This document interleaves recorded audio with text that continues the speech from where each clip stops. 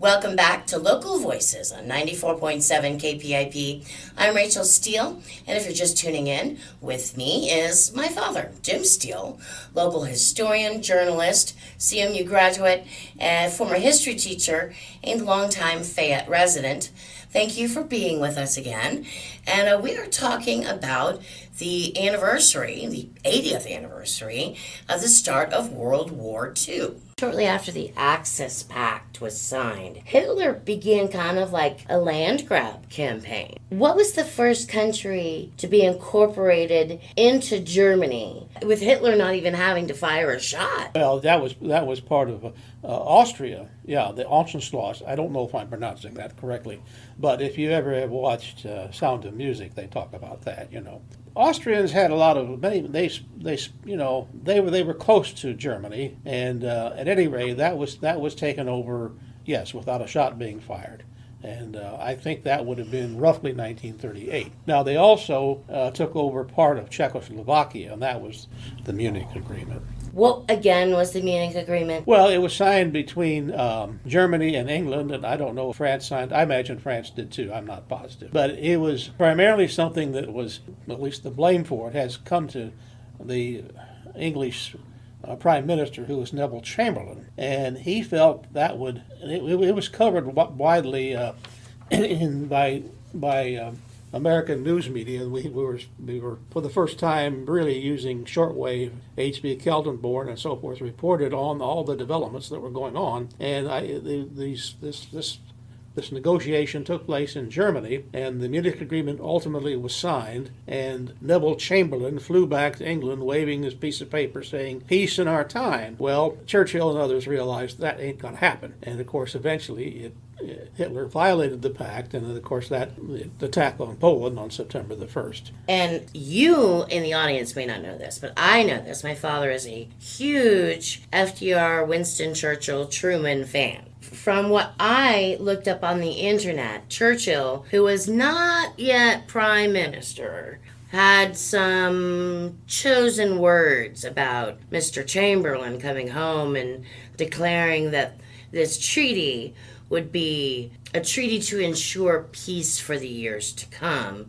He said, quote, "England has been offered a choice between war and shame, and she has chosen shame and will get war." Well, he certainly knew what he was talking about. He had made some mistakes in his own political life, and particularly some military mistakes during World War I. So Churchill was not always totally popular, but ultimately Chamberlain stayed in office until May of 1940, and he obviously was not the person for the job, and so it was at that time that the English Parliament voted in Churchill.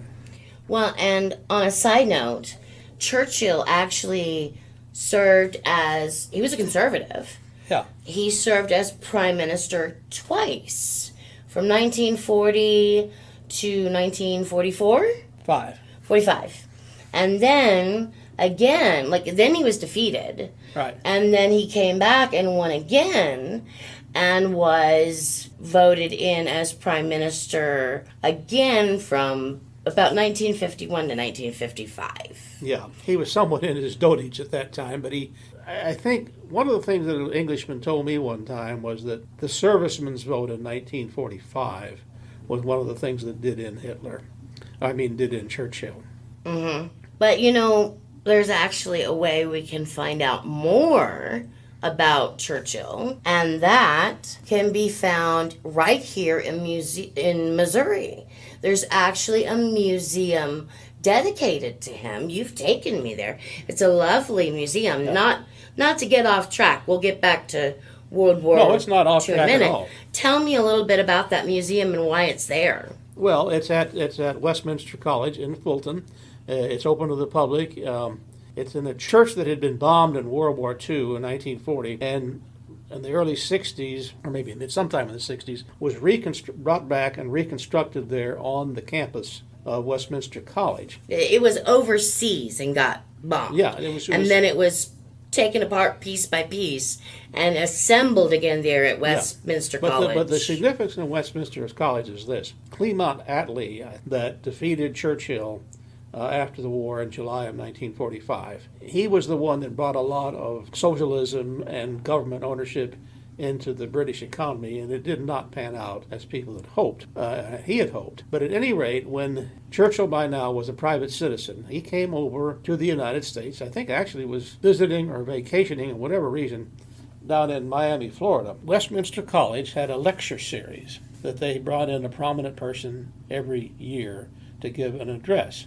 And they still do that. I mean, they've had, I think Ronald Reagan has done it, many other presidents and leaders. But the president of Westminster College, Frank McClure, I think was his name, had been a personal friend, or at least knew Harry Truman. And of course, Harry Truman by this time knew Churchill. They had become acquainted at the Potsdam Conference and so forth. And Truman's from Missouri. Yes. And so the president of Westminster, Frank McClure, asked Truman to see if he could get Churchill to come and give the address. So, and Churchill agreed. And there are pictures of the three of them, Churchill and Truman and the president of the college, riding in a limousine through the streets of Fulton. And he gave this speech in March the 5th, I think, of 1946. And that's where he coined the term the Iron Curtain, because by this time it was obvious that the Russians, the Soviet Union, was not abiding by any of the things they had promised at the Yalta Accord or at Potsdam. And they had taken over, effectively taken over the countries surrounding them, including Poland and the Balkans and so forth. And so Churchill coined the term the Iron Curtain had descended over Europe. And that's when we realized we would have to, I mean, people were already somewhat aware of it, but that emphasized the fact that we really now had a new enemy in the communists. And the Iron Curtain, he meant the Cold War? Yeah. It was the, keeping in mind now that Russia had been our ally during World War II. And a lot of Lend-Lease went to Russia, and it's probably a good thing because, as I say, irrespective of what we may think of the Soviet Union now, they did play a very, very major part in defeating Hitler. I mean, we wouldn't have done it without them. Absolutely. Well, thank you for that. I highly recommend that you go visit the museum. It is very, very interesting. I enjoyed it a lot, and it is in Fulton, Missouri. Yeah, right on the campus of Westminster College. It's well marked. It's easy to come by. You just go through town. I don't recall now if I think there may be a small admission charge, but it's not very much. And they have a great gift shop. Yes, and it's very well done. They've kept it up over the years. They have docents there that know what they're doing, and you can see the podium where Churchill. You can even go up into the it's not a chapel, it's a... Well, it's the sanctuary of the church, but the actual address was given in an auditorium that's somewhere else on the campus. I think it's still there. It was well publicized in the sense I know that KSD Radio in St. Louis carried it, and others did too. It got considerable news coverage, as it should have. All right, go see the museum. Getting back to the events. Hitler and the Axis powers were still making land grabs, and by 1939, Czechoslovakia and Lithuania were under the control of what would become known as the Axis of Evil. And Italy's Mussolini was misbehaving somewhere else in the world, in Ethiopia, Egypt, several places like that. Germany was actually plotting secretly to take over the lands, some of the lands around that area of Latvia, Estonia, even of all places Finland. Why he would want to take over Finland, I don't know. But he was also, at the same time, from what I understand, he was whispering to his generals that war could be right around the corner. Now, they could have invaded any of those lands that I talked about recently, including Finland. Who did they decide to invade first, and why? Poland, of course. I think most people know that. For one thing, at the end of World War I, some of the German territory that had been part of that country was given to Poland. So that was one thing, of course, that was why he hated Poland so much. And they created certain little minor incidents that would create the impression, at least among the German people, that it was Poland's fault, but it wasn't. And the invasion of Poland was it was over within about a week. They had ancient equipment. There was no way they were going to stop the Germans. And of course, Germany had signed this non-aggression pact with Russia, so they knew that Russia would not interfere. That was September the 1st, 1939. Yes. When they invaded Poland. And what happened, of course, is that the other European powers realized that it was a powder keg. It was getting worse and worse. And of course, they had the pacts that they had to abide by, and so within about 3 days, England and France declared war on Germany, and so that was then seen as the outbreak of World War II. For some time, the rest of that year and in early 1940, not really too much happened. Some of that I think was weather related. And then, of course, by the spring of 1940, all hell broke loose, and Germany then came on in and quickly took over France and other countries as well, and then started the bombing of London. I know now from talking about it how pretty much the rest of the world reacted. FDR, Franklin Delano Roosevelt, was in power. What did he do when the Germans invaded Poland? Well, we had the Neutrality Acts, and not much he could do. I mean, he condemned it in speeches and things like that. In fact, he'd made a speech as early as 1938 condemning the war, the nationalism and the power grabs that were going on. He realized, as did many people, that eventually we would be in it. But the American people were still pretty isolationist, and it took some time before we came involved.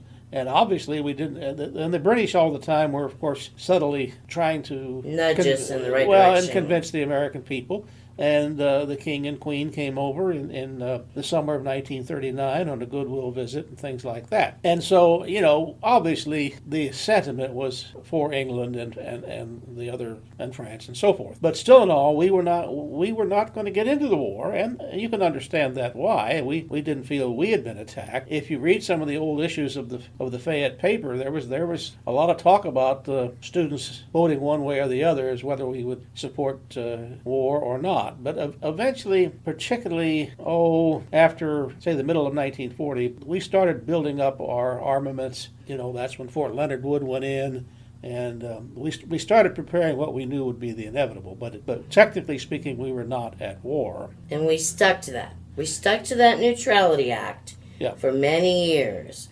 And we isolated ourselves from the war until December the 7th.